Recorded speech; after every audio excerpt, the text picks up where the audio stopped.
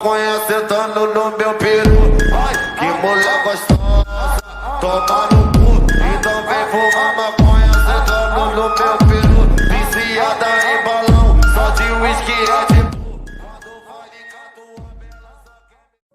Salve seus bandos de corno. Você pensava que ia imitar o Forever, né, seu Gui?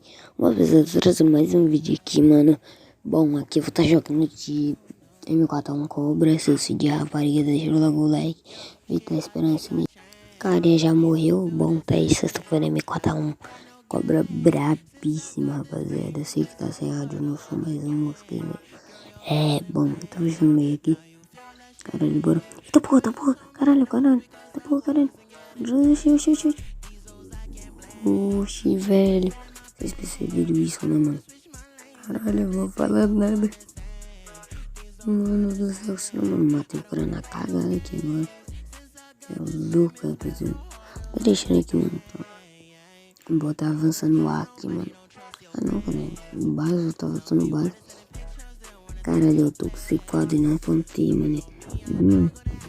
Que roubo. Eu de M4 VIP. O cara de M4 default me matou, moleque. Ah, não. Aí, cortei aqui. Bora.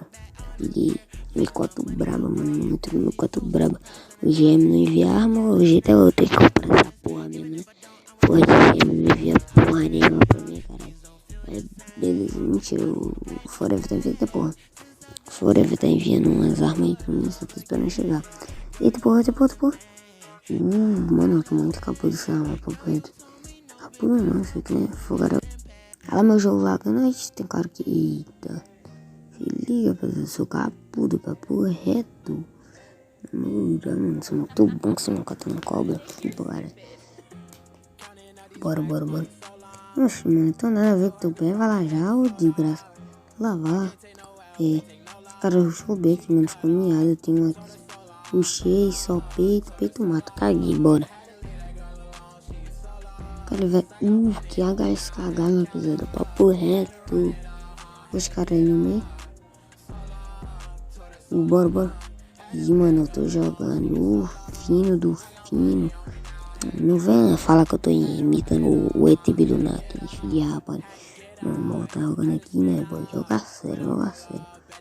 Dá uma mirada no meio. Eu sei que eu tô rouco, velho. Minha avó tá uma merda. Tá porra, o cara mata dois aqui, caralho. Bora. Mete tiro. Vai. Nossa, mano, que capa. E eu fui essa mais uma vez. É nóis. Bom, rapaziada, vocês perceberam que eu sou muito mito e tá encerrando o vídeo aqui. Muito obrigado pela atenção. Vocês perceberam que eu fiz 8 kills. Eu sou uma lenha. Quando vocês...